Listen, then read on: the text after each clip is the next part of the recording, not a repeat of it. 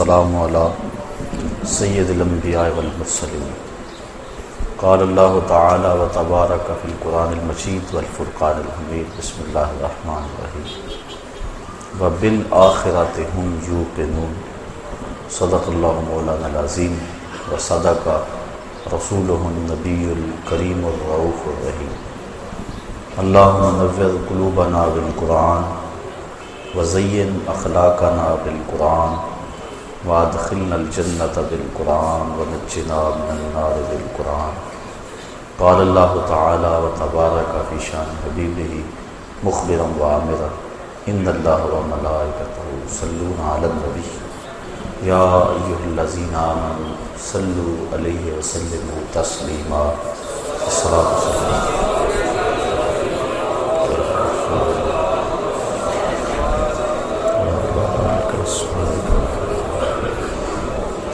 السلام علیکم یا رسول اللہ وعلی آلک واصحابک یا رحمت العاشقین۔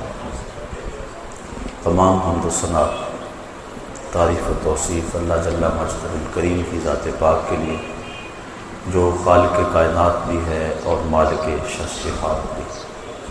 اللہ جل وعلا کی حمد و ثنا کے بعد حضور نبی اکرم شفیع امم رسول محتشم نبی مکرم اللہ کے پیارے امت کے سہارے رب کے محبوب دانائے غیور مالک رقاب امم فخر ارض و عجم والی کون و مکان سیاہ لا مکان سید انس و جان سرور لالا رخاں نیر تاباں سر نشین مہوشاں ماہ خوباں شہنشاہ حسینہ تتمائے دوراں سا خیل زہرہ جمالاں جلوائے صبح ازل نور ذات لم یزل باعث تکوین عالم فخر آدم و بنی آدم نیر بدھا رازدار ما اوہا شاہد طغا صاحب علم نشرہ معصوم آمنہ احمد مجتبیٰ حضرت محمد مصطفیٰ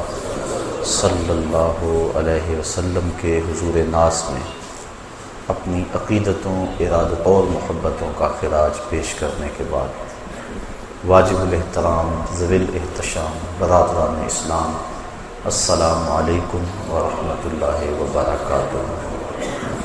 پچھلے درس قرآن میں متقین کی صفات بیان کرتے ہوئے ان کا ایمان بالکتب بیان کیا گیا، متقین کی جو خوبی بیان فرمائی گئی اس کا تذکرہ ہوگا۔ وبالآخرۃ ھم یوقنون کہ وہ آخرت پر یقین رکھتے ہیں۔ یہ متقین کی ایک صفت ہے جس کا یہاں بیان ارشاد فرمایا گیا۔ وبالآخرۃ ھم یوقنون اور آخرت پر وہی یقین رکھتے ہیں۔ یہود اور نصارہ ان کے ہاں بھی آخرت کا تصور موجود ہے، بلکہ جو غیر الہامی دین ہیں ان میں بھی آخرت کا کچھ نہ کچھ تصور موجود، آواگان کے نام سے ہو، تناسخ کے نام سے ہو یا کسی اور انداز سے آخرت کا تصور ہر قوم اور ہر دین دھرم میں موجود ہے۔ لیکن یہود و نصارہ نے آخرت کا جو تصور پیش کیا وہ ناقص ہے۔ یہ جو غیر الہامی مذاہب ہیں ان کا تو معاملے الگ ہے، لیکن جو الہامی مذاہب ہیں ان کا تصور آخرت تو ایک جیسا ہونا چاہیے، لیکن تھا تو وہی آخرت کا تصور جو حقیقی طور پہ قرآن نے دیا، لیکن یہود نے اور نصارہ نے اپنی طرف سے اس میں ترمیم کر لی۔ مثال کے طور پہ یہودیوں نے یہ کہا کہ ہم جہنم میں نہیں جائیں گے اس لیے کہ ہم اولاد انبیاء ہیں، اور اگر ہم گئے بھی تو صرف 40 دن تک جہنم میں رہیں گے، اور وہ وہی 40 دن ہیں جب ہمارے آبا و اجداد نے بچڑے کی پرستش کی تھی، لہٰذا پہلے تو ہم جائیں گے نہیں، اور اگر گئے تو صرف لن تمسنا النار الا ایاما معدودہ، ہمیں آگ نہیں چھوئے گی مگر گنتی کے دن، یعنی وہ 40 دن۔ پرستش اور پوجا تو ان کے آبا و اجداد نے کی، تو ان کو یہ سزا کاہے کی؟ ایک بات، اور دوسری بات یہ جو جرم کریں گے، یہ جو خطائیں اور غلطیاں کریں گے، اس کی انہیں سزا نہیں ہوگی۔ وہ کیوں؟ جو کیا ہے اس کی سزا نہیں ہوگی، اور جو نہیں کیا اس کی سزا ہوگی۔ تو عجیب قسم کا دین اور عجیب قسم کا عقیدہ انہوں نے اپنی خواہشات سے گھڑ لیا۔ عیسائیوں نے عقیدہ کفارہ گھڑا۔ عیسائی کہتے ہیں کہ حضرت عیسیٰ علیہ السلام کو بغیر کسی جرم کے سولی چڑھایا گیا۔ ہمارا عقیدہ یہ ہے حضرت عیسیٰ علیہ السلام کو نہ قتل کیا گیا اور نہ ان کو سولی چڑھایا گیا، بلکہ سلامتی کے ساتھ آسمان کی طرف اٹھا لیا گیا۔ قرآن مجید نے اسی چیز کو وضاحت کے ساتھ بیان فرما دیا۔ عیسائی کہتے ہیں ان کو سولی چڑھایا گیا، ان کو پھانسی دی گئی، صلیب پہ لٹکا دیا گیا۔ تو چونکہ ان کا قصور کوئی نہیں تھا، انہوں نے جرم کوئی نہیں کیا تھا کہ جس کی سزا میں ان کے ساتھ یہ سلوک کیا جاتا، تو قیامت تک جتنے بھی آنے والے عیسائی ہیں، اب وہ حضرت عیسیٰ علیہ السلام کے بغیر کسی گناہ کے سولی پر چڑھ جانے کی وجہ سے وہ نجات پائیں گے، اور ہمارے نبی ہمارے حصے کی سزا بھگت چکے ہیں۔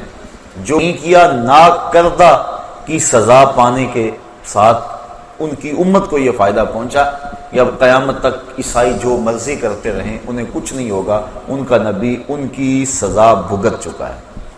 یہ ہے ان کا عقیدہ کفارہ، جس نے گناہ میں ان کو دلیر کر دیا، جو مرضی کرتے پھرو تمہیں کچھ نہیں ہوگا۔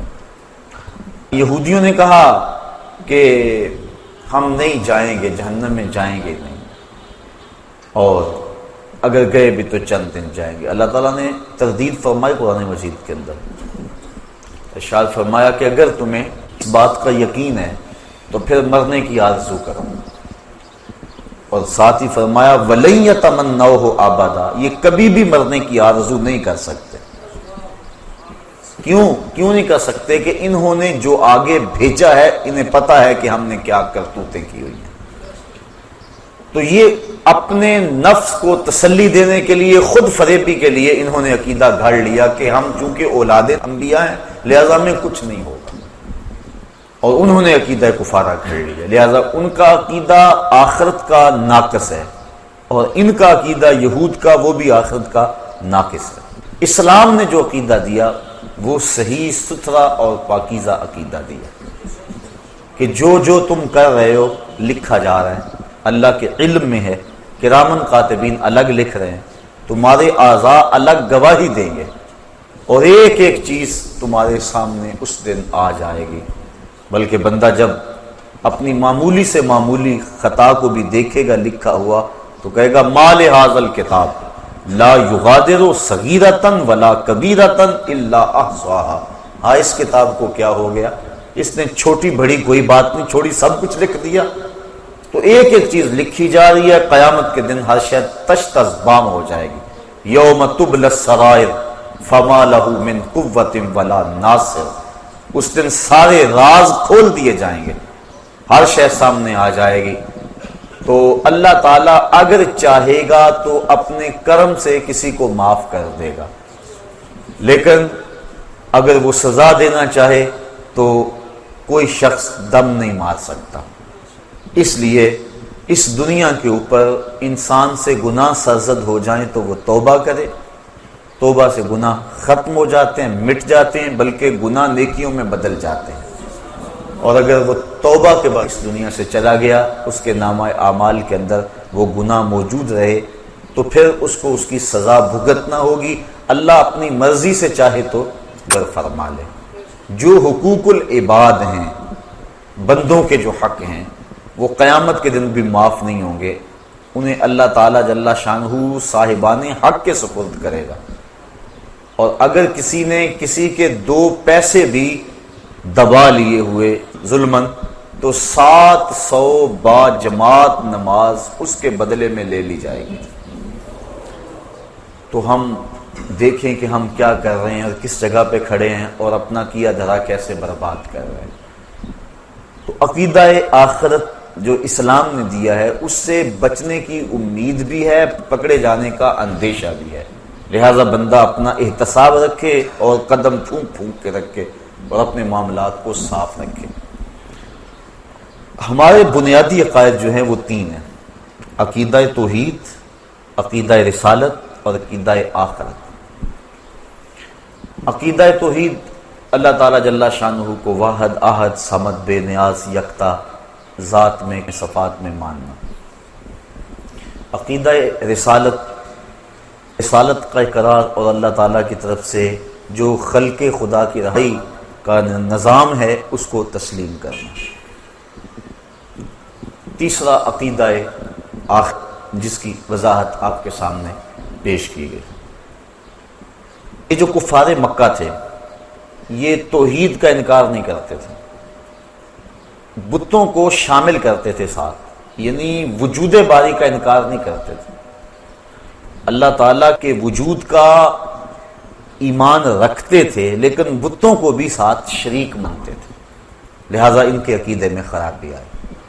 رسالت کا بھی انکار نہیں کرتے تھے، رسالت کا حضور کے ساتھ جو انتصاب ہے اس کا انکار کرتے تھے، یعنی یہ اس بات کا انکار نہیں کرتے تھے کہ کوئی رسول ہوتا نہیں، وہ کہتے رسول ہوتے ہیں، لیکن حضور کے بارے میں کہتے تھے لستا مرسلا، کہ آپ رسول نہیں ہیں، یعنی رسالت کا انکار حضور کی ذات سے کرتے تھے، نفس رسالت کے منکر نہیں تھے۔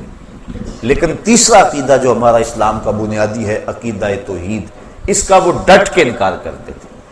وہ کہتے تھے یہ بات سمجھ سے باہر ہے کہ جب ہم مر جائیں گے ہماری ہڈیاں جو ہے وہ خاک میں مل جائیں گی تو دوبارہ کیسے ہمیں زندہ کیا جائے گا، اس بات کا وہ ڈٹ کے انکار کرتے تھے۔ جتنی بھی مکی آیات ہیں آپ پڑھ لیں، اس میں عقیدہ آخرت کا اس بات زوردار انداز میں کیا گیا۔ عموماً مکی آیات کے اندر چونکہ کفار آخرت کے عقیدے کا ڈٹ کے انکار کرتے تھے اور وہ کہتے تھے کہ یہ سمجھ سے باہر ہے۔ سورہ یاسین کے اندر اللہ تعالیٰ جل شانہ نے ان کے اس اعتراض کو بیان فرمایا، ارشاد ہوا وَضَرَبَ لَنَا مَثَلًا وَنَسِیَ خَلْقَهُ، اس کی مثال کے جو اپنی خلقت کو تخلیق کو بھول گیا، کیا کہتا ہے؟ قَالَ مَنْ يُحْيِي الْعِظَامَ وَهِيَ رَمِيمٌ، کہتا ہے ان ہڈیوں کو کون اٹھائے گا جبکہ یہ بوسیدہ ہو جائیں گے، جب خاک میں مل جائیں گی، گودے ختم ہو جائیں گے، ہڈیوں میں مٹی بھر جائے گی، تو ان ہڈیوں کو جوڑ کر دوبارہ انسان کیسے بنے گا؟ یہ وہ اعتراض کرتا ہے۔ قل قَالَ مَنْ يُحْيِي الْعِظَامَ وَهِيَ رَمِيمٌ، کہ کون ان ہڈیوں کو جوڑے گا جبکہ یہ بالکل بوسیدہ ہو جائیں گی؟ قل، اے حبیب آپ فرما دیجئے، یحییھا الذی انشأھا اول مرہ، ان ہڈیوں کو وہی جوڑے گا جب ہڈیاں بھی نہیں تھی جس نے انسان پیدا کر لیا۔ اب تو میٹیریل موجود ہے، بکھرا پڑا ہے، جب میٹیریل بھی موجود نہیں تھا، جب مادہ بھی موجود نہیں تھا، تو جس نے اس کو پیدا کیا اور پھر انسان بنایا، اب اس کے لیے ہڈیوں کو جوڑ کر انسان بنانا کون سا مشکل ہے؟ تو دو لفظی دو ٹوک اور بڑا خوبصورت جواب دیا۔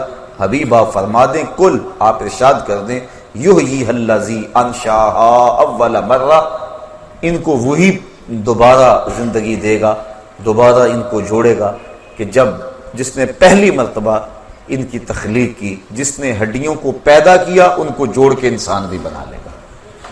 تو اور بھی دوسرے مقامات پر اللہ تعالیٰ جل شانہ نے ارشاد فرمایا سورہ طارق کے اندر، جس مالک نے انسان کو صلب سے اور سینے کی پسلیوں سے نکالا، یخرج من بین الصلب والترائب انہ علی رجعہ لقادر، جب انسان کو تخلیق ہوئی تو وہ سینے کی پسلیوں سے اور صلب سے نکالا گیا، تو پھر اس کی تخلیق ہوئی اور کتنی منمونی صورت دے دی گئی تو جب مالک نے وہاں سے نکال کر اتنی خوبصورت صورت سے اس کو نوازا، تو جب یہ قبر میں چلے جائے گا تو اس کو دوبارہ کیا اٹھانے پہ وہ قادر نہیں ہے؟ جو پسلی کھینچ کے انسان کو تعمیر کرتا ہے، جو صلب کی ہڈی سے انسان کو کھینچ کے تعمیر کر لیتا ہے، تو کیا وہ مرے ہوئے انسان کو دوبارہ زندگی نہیں بخش سکتا؟ تو اس بات فرمایا گیا عقیدہ آخرت کا، اس کے دلائل قرآن مجید کے اندر جگہ جگہ پھیلے ہوئے ہیں، بالخصوص مکی آیات کے اندر اس کو بڑی وضاحت کے ساتھ بیان کیا گیا ہے۔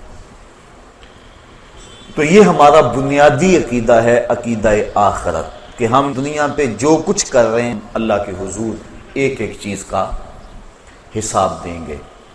موت برحق ہے اور کسی کو موت سے چھٹکارا نہیں ہے، اور اس کے بعد برزخ کی زندگی کا آغاز ہونا ہے۔ قبر یا تو جنت کے باغوں میں سے ایک باغ ہے یا جہنم کے گڑھوں میں سے ایک گڑھا ہے۔ اس کے بعد پھر حشر بپا ہوگا، لوگ قبروں سے اٹھائے جائیں گے۔ حشر کا ایک دن 50,000 سال پہ مشتمل ہوگا۔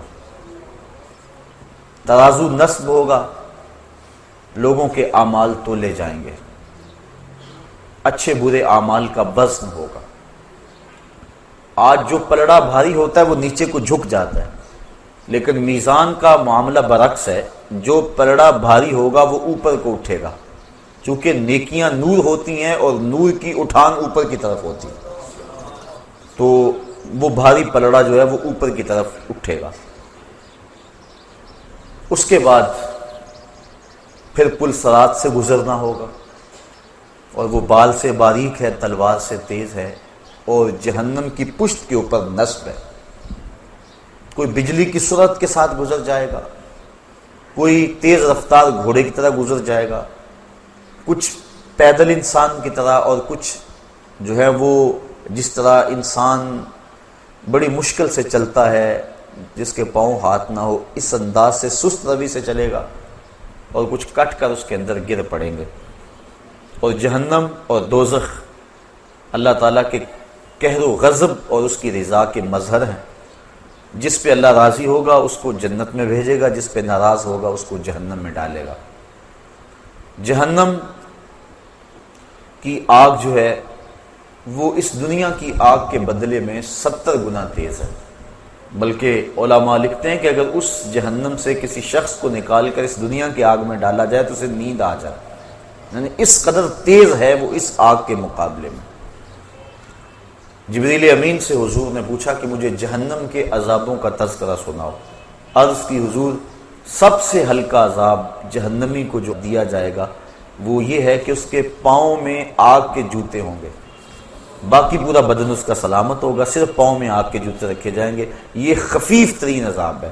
یغلی منہما دماغہ، جوتے پاؤں میں ہوں گے لیکن دماغ پگھل کے ناک اور کانوں کے راستے سے باہر آ جائے گا۔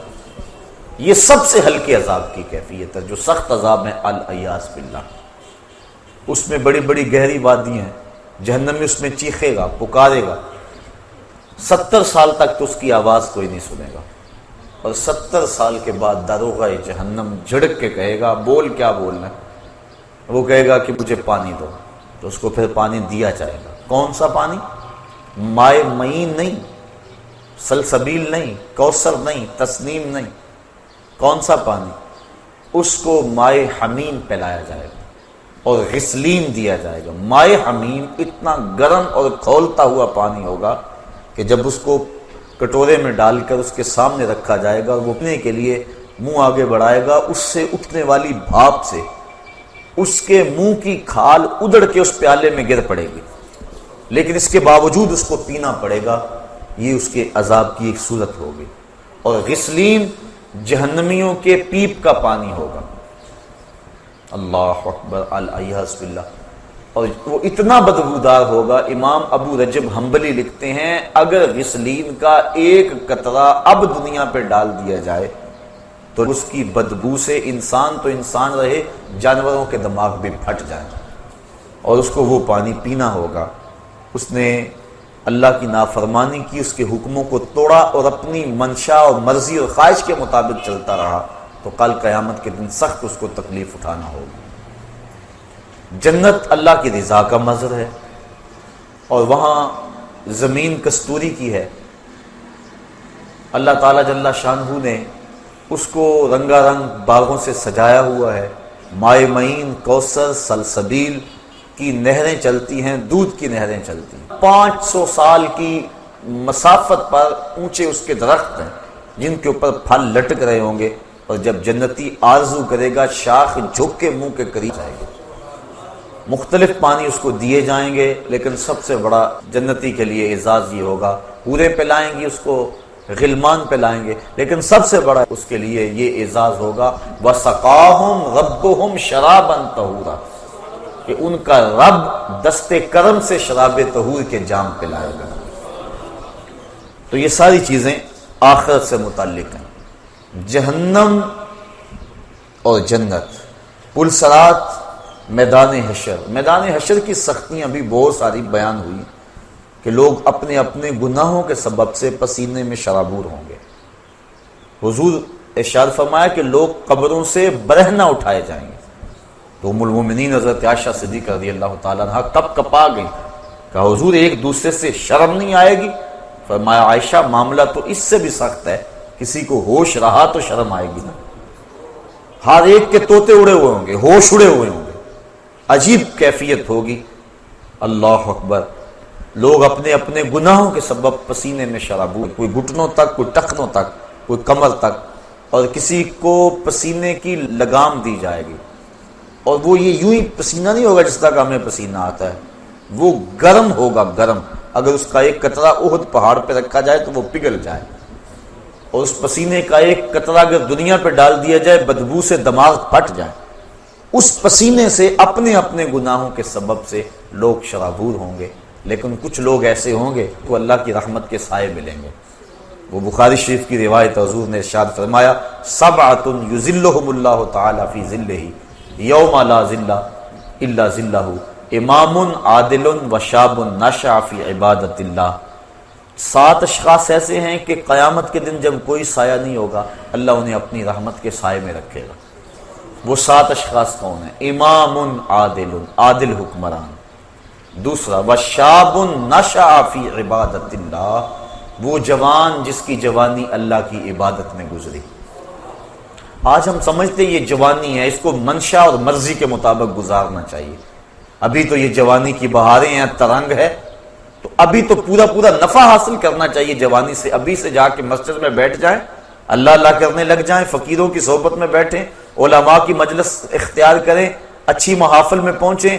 یہ تو نہیں نا عمر بھائی، وہ تو عمر آئے گی تو دیکھیں گے۔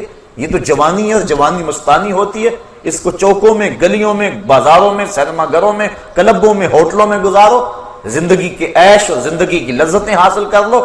لیکن ہی جوانوں، جوانی وہی ہے جو اللہ کی یاد میں گزر جائے۔ در جوانی توبہ کردن شیوائے پیغمبری، وقت پیری گرگ ظالم می شود پرہیزگار۔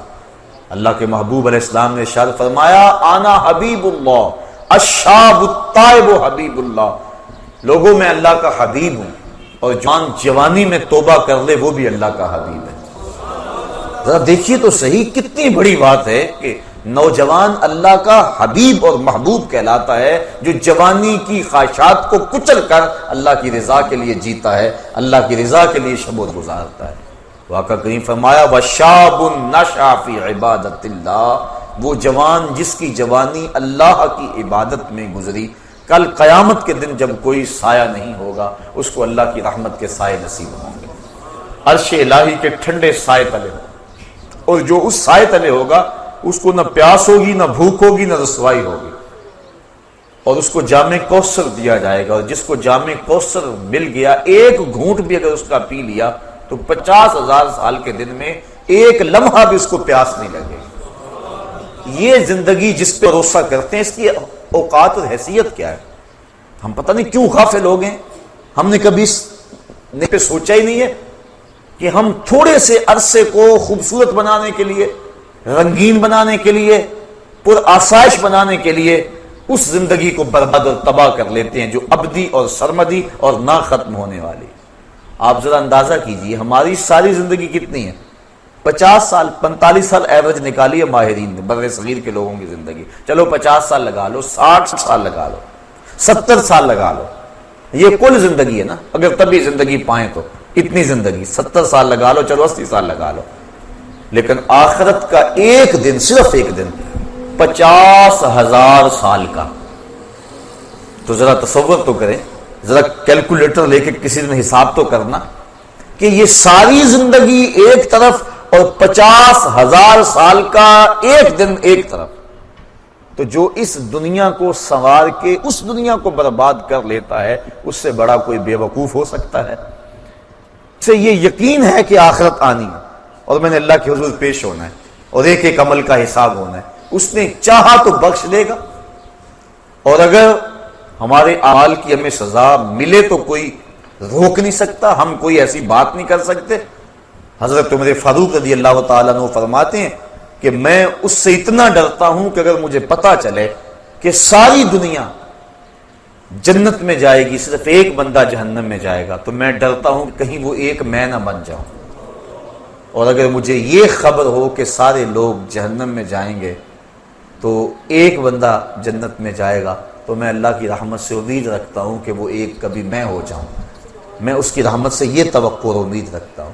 تو یہ بات ذہن نشین رہے کہ بڑے بڑے لوگ جن کی زندگی تقوی، طہارت سے عبادت تھی، وہ اپنی زندگی کتنی احتیاط سے گزارتے تھے، لیکن اس کے باوجود خشیت الہی کے جذبے کتنے تھے. ہم بھول گئے کہ مالک کی حضور پیش ہونا ہے. اور یہ بات پکی ہے، اگر آنکھیں بند کر لیں اور دنیا کی مستی میں کھو جائیں اور پرواہ نہ کریں، یہ الگ بات ہے. لیکن اس کا یہ مطلب نہیں ہے کہ وہ مرحلہ آنے والا نہیں ہے. بلی کو دیکھ کر کبوتر نہ آنکھیں بند کر لیتا، اس کی فطرت ہے، اور وہ یہ سمجھتا ہے کہ میں بلی کی نظروں سے اوجھل ہو گیا. لیکن 2 لمحوں کے بعد جب بلی کے خونی پنجے اس کے سینے کو چیر رہے ہوتے ہیں، پھر اسے پتا چلتا ہے کہ میرا آنکھیں بند کر دینا، چشم پوشی کرنا مجھے بلی کے قہر و غضب سے بچا نہیں سکا. اسی طرح اگر ہم چند لمحوں کے لیے اپنی دنیا میں مگن ہو جائے، اپنے جہان میں لگ جائیں اور چشم پوشی کر لیں آخرت سے، تو کیا ہمارا آخرت سے، قبر سے، حشر سے، موت سے اور آنے والے جتنے بھی مراحل ہیں ان سے چشم پوشی کر لینا کیا ان معاملات کو ہمارے سے دور کر دے گا؟ وہ تو بدستور اپنی جگہ پہ کھڑے ہیں اور ہم لمحہ لمحہ موت کے قریب ہو رہے ہیں، اور کوئی پتہ نہیں کس وقت پیغام میں جلا جائے. موم کو آپ رکھ دیں دھوپ میں تو کتنی دیر تک اپنا وجود برقرار رکھ پائے گی؟ برف قطرہ قطرہ پگھل پگھل کے پگھل جائے گی. جب گنتی الٹی شروع ہو جائے تو پھر کام جلدی 0 تک پہنچ جاتا ہے. یہ سانسوں کی گنتی الٹی شروع ہے، زندگی کی برف پگھل رہی ہے.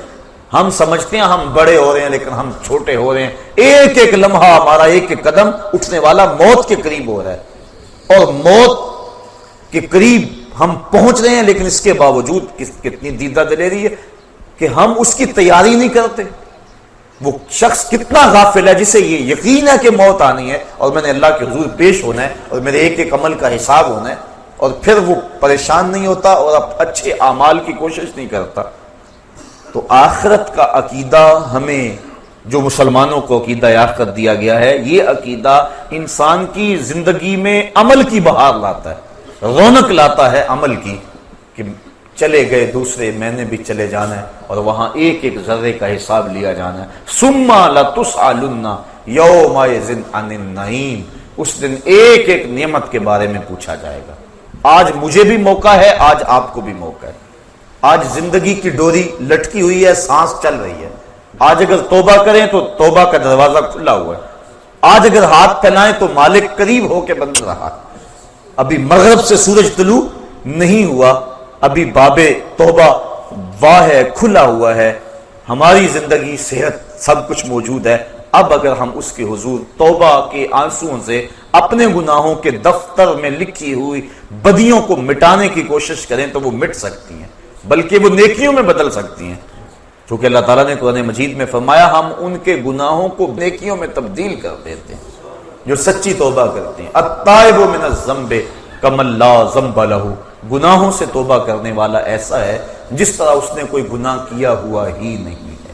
سارے گناہ اس کے مٹ جاتے، وہ ایسے پاک ہو جاتا ہے جس طرح ماں کے پیٹ سے اس نے جنم لیا ہو.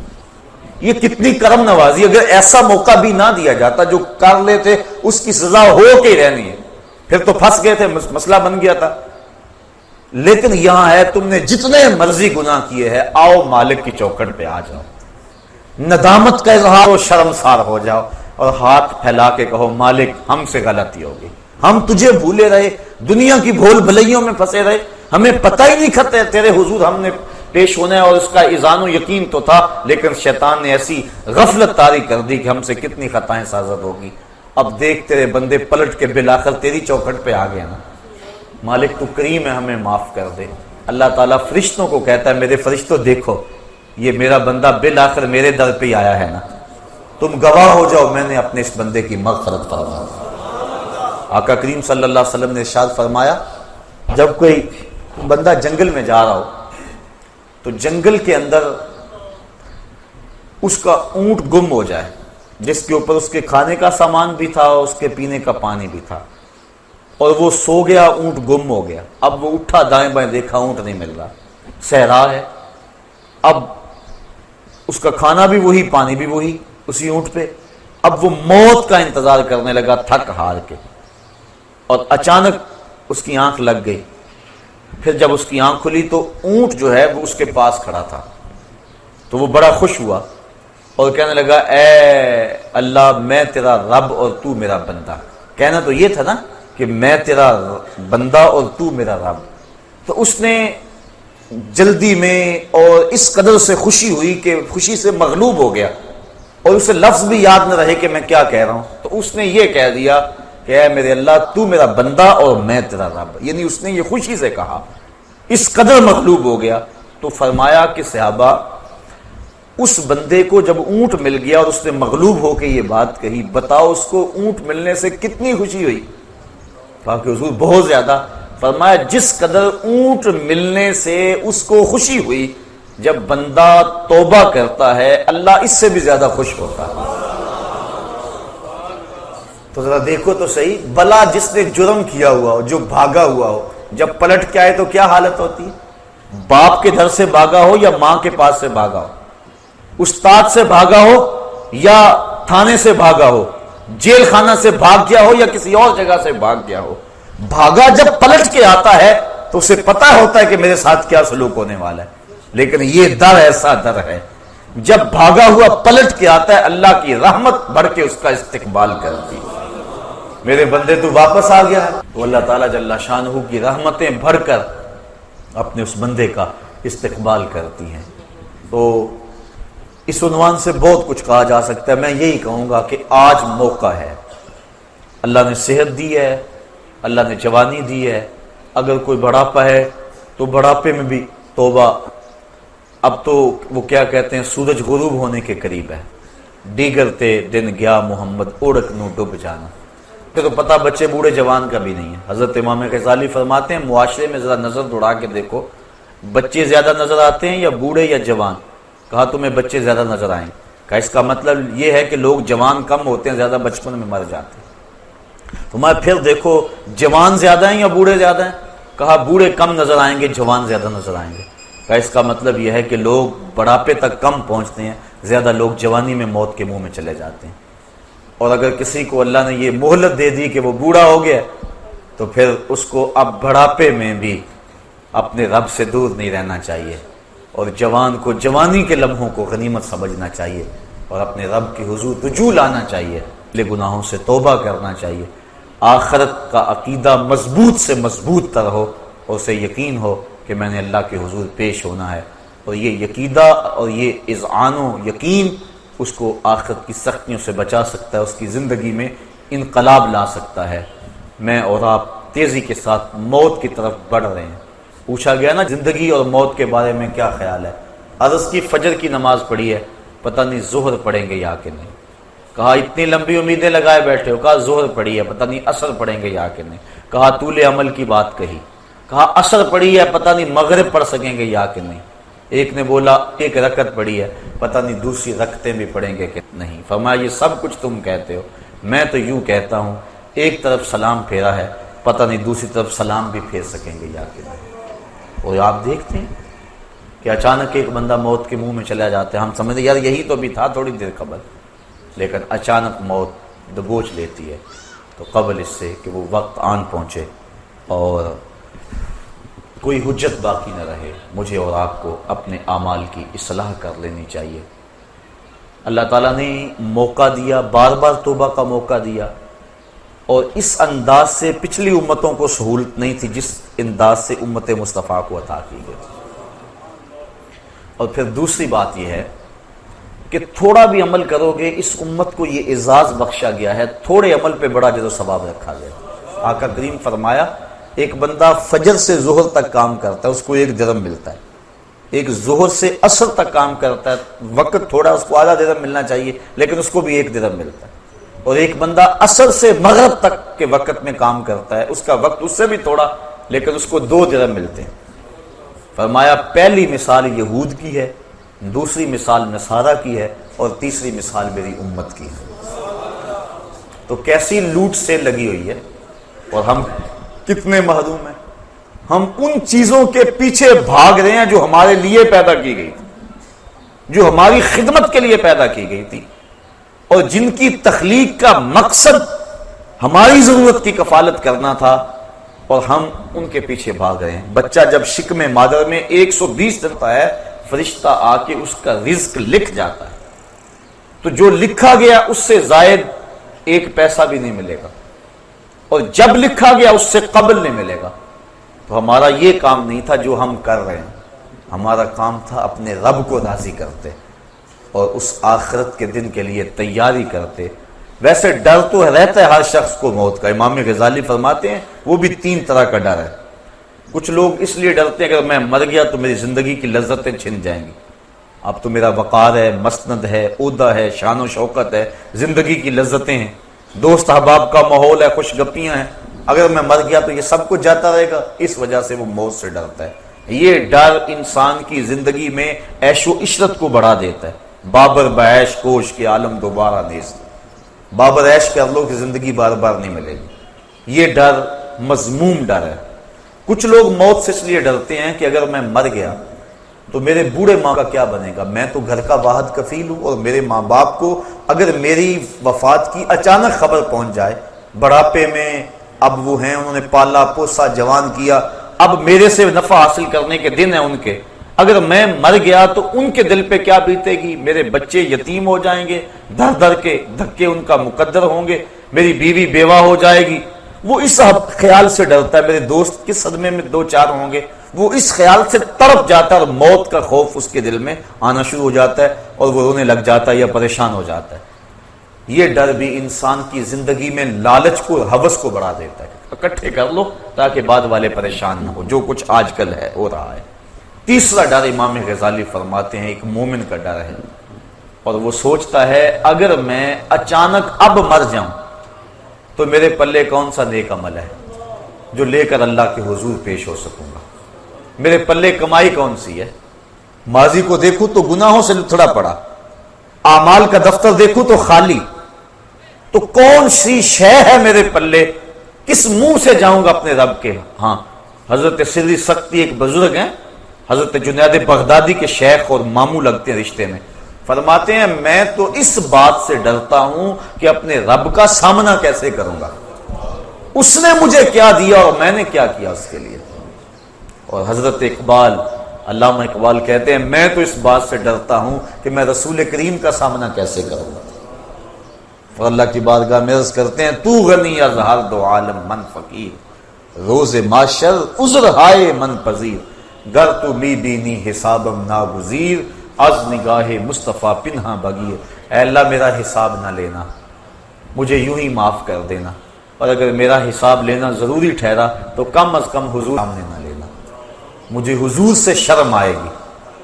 تو دیکھیے یہ تھا خوف اور یہ تھی خشیت۔ تو یہ مقصد موت کا، یہ اس انداز سے ڈر کہ اگر میں اچانک مر جاؤں تو میرے پلے کون سا نیک عمل ہے۔ اور آج کل تو آپ دیکھ رہے ہیں کہ اچانک موتیں واقع ہو رہی ہیں، بندہ توبہ کو مؤخر کر دیتا ہے، وہ کہتا ہے کہ یار ابھی میری عمر نہیں ہے انشاءاللہ، کوئی کہتا ہے بس شادی میری ہو لے پھر اس کے بعد میں یہ کروں گا، کوئی کہتا ہے بس میں ریٹائرمنٹ لے لوں اس کے بعد میں نے حج کرنا ہے پھر بچوں کی شادیاں کرنی ہیں پھر میں ہوں گا مسجد ہوگی. یہ ایسے ایسے باتیں کر رہے جس طرح سب کچھ اس بندے کے قبضے میں ہو, کس نے یہ سب کچھ کرنا ہے, جبکہ یہ تو اپنی ایک سانس کا بھی مالک نہیں ہے. اسے تو ایک سانس کا نہیں پتا, جو اندر گئی ہے وہ باہر آئے گی کہ نہیں, جو باہر ہے وہ اندر جائے گی کہ نہیں.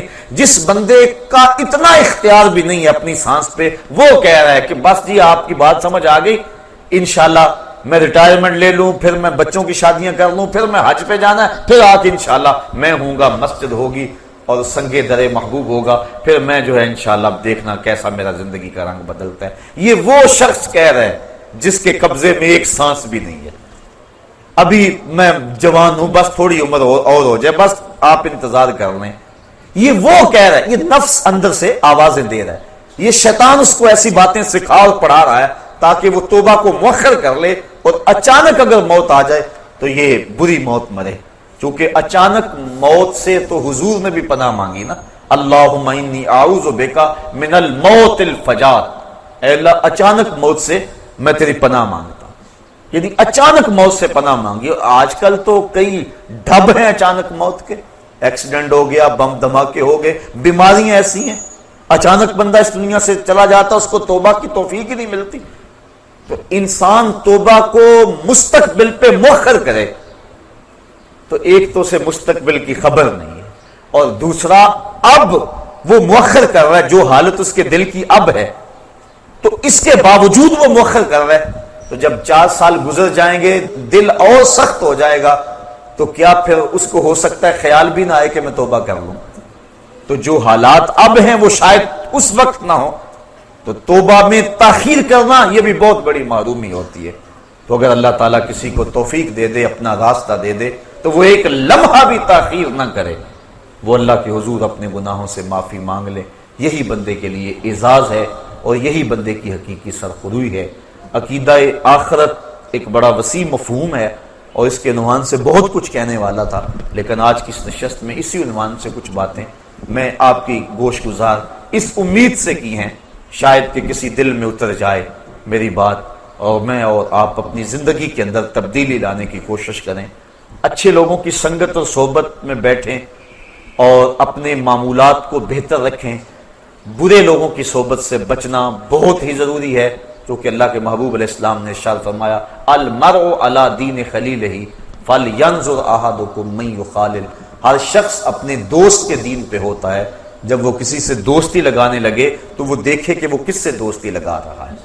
اس لیے ہم نے کسی سے تعلق جوڑتے ہوئے پہلے دیکھنا ہے کہ اس کے معمولات کیا ہیں. اگر کوئی غافل ہے تو پھر نمازی کو بھی وہ غافل کر دے گا, اور اگر کسی نماز پڑھنے والے سے دوستی ہے تو پھر ایک دن وہ اس کو کھینچ کے مسجد کی طرف لے جائے گا. اس لیے میں اور آپ اپنی دوستیاں, اپنے دائیں بائیں کے ماحول, اچھے لوگوں کی سنگت اور صحبت اختیار کیا کرو, اور اچھی چیزیں سننے کو ملیں تو اس کے لیے وقت نکالا کرو. اللہ مجھے آپ کو توفیق عمل عطا کر دے, اور میری دل کی اتھا گہرائیوں سے آپ اگر میرے دل کو دیکھ سکے تو میرے دل کے اس وقت جذبات کیا ہیں, میرے دل کی اتھا گہرائیوں سے آپ سب کے لیے, اس مجلس میں موجود نوجوانوں کے لیے بالخصوص بے پناہ محبتوں کے جذبات ہیں. اور میرے دل کی آرزویں اور تمنا یہ ہے مالک ان سب ساتھیوں کو اپنے عرش کا ٹھنڈا سایہ نصیب فرما دے. اور یہ تبھی ممکن ہے کہ ہم اپنی زندگی کو بدلیں. تو بات یہاں سے چلی تھی وَشَابٌ نَشَأَ فِي عِبَادَةِ اللَّهِ, وہ جوان جس نے جوانی اللہ کی عبادت میں گزاری. اور اگلا فرمایا وَرَجُلٌ قَلْبُهُ مُعَلَّقٌ بِالْمَسَاجِدِ, وہ آدمی جس کا دل مسجد ساتھ لگا رہتا ہے. اس کو ڈھونڈو تو مسجد میں ملے گا, تلاش کرو تو اللہ کے گھر میں ہوگا. لوگ تو کہتے ہیں فلاں مسیتڑ ہو گیا ہے, لیکن اس مسیتڑ کی قدر و قیمت کا کل قیامت کے دن خبر ہوگی, پتہ چلے گا. اور چوتھا شخص وَرَجُلٌ دَعَتْهُ امْرَأَةٌ ذَاتُ مَنْصَبٍ وَجَمَالٍ فَقَالَ إِنِّي أَخَافُ اللَّهَ, وہ مرد, وہ جوان جس کو کسی عورت نے دعوت گناہ دی, اور وہ عورت بھی معمولی نہیں تھی, ذات و منصب و جمال, حسن کی پیکر تھی اور صاحب منصب تھی. اس نے اس کو اپنی طرف لبھانا چاہا. اب اس نوجوان نے کیا اس کی پیشکش کو قبول کر لیا؟ قدموں میں بچھتے ہوئے حسن کو اس نے ٹھکراتے ہوئے کہا انی اخاف اللہ, تیری بات کیسے مانوں, مجھے خدا سے ڈر لگتا ہے. یہ کہہ کے اس نے حسن کی پیشکش کو ٹھکرا دیا, حضور فرماتے ہیں کل قیامت کے دن جب کوئی سایہ نہیں ہوگا، اس جوان کو اللہ اپنے عرش کا ٹھنڈا سایہ نصیب فرمائے گا۔ کام اس نے بہت بڑا کیا، بہت بڑی بات تھی جو اس نے کی، اور یقیناً اس کو اس کا صلہ کل قیامت کے دن عطا کیا جائے گا۔ وَرَجُلَانِ تَحَابَا فِي اللَّهِ اجْتَمَعَا عَلَيْهِ وَتَفَرَّقَا إِلَيْهِ، اور وہ دو آدمی جو اللہ کے لیے جیے، اللہ کے لیے ملے اور اللہ کے لیے الگ ہوئے۔ وَرَجُلٌ تَصَدَّقَ بِصَدَقَةٍ فَأَخْفَاهَا حَتَّى لَا تَعْلَمَ شِمَالُهُ مَا تُنْفِقُ يَمِينُهُ، اور وہ شخص جس نے خلوت میں کسی کو صدقہ دیا اور دائیں نے صدقہ کیا، بائیں کو خبر نہ ہوئی۔ اور ساتواں شخص وَرَجُلٌ اللَّهَ خَالِيًا فَفَاضَتْ عَيْنَاهُ، تنہائی میں بیٹھا تھا، اللہ اللہ جپ رہا تھا کہ اس کی آنکھ سے خوف خدا کی وجہ سے آنسو چھلک پڑے۔ فَفَاضَتْ عَيْنَاهُ، آنکھیں بہہ پڑی۔ پھر کیا ہوا؟ اللہ کے محبوب فرماتے ہیں کل قیامت کے دن اس نوجوان کو بھی، شخص کو بھی اللہ اپنے عرش کا ٹھنڈا سایہ عطا فرمائے۔ اللہ تعالیٰ مجھے قیامت کی حشر کی اس کڑکتی دھوپ میں اپنا سایہ رحمت عطا فرمائے، اور حضور کا دامان رحمت ہم سب کو نصیب ہو جائے۔ میری دعائیں، مجھے پتہ ہے میرے اندر کیا جذبات ہیں، اللہ کرے وہ جو جذبات ہیں میں اپنی زبان پہ اس کو نہیں لا سکا، اور نہ میری زبان میں اتنی سخت ہے کہ میں اندر کی کیفیت کو، اس درد کو، اور آپ لوگوں کے لیے جو محبت کی کیفیات ہیں اس کو زبان کی نوک پہ لے آؤں۔ بس جو جذبات ہیں اللہ وہ قبول کر لے، اور آج کی اس نشست کے اندر کوئی بھی خالی نہ رہے۔ اللہ مجھے اور آپ سب کو سچی اور حقیقی توبہ عطا فرما دے۔ وآخر دعوانا ان الحمدللہ رب العالمین۔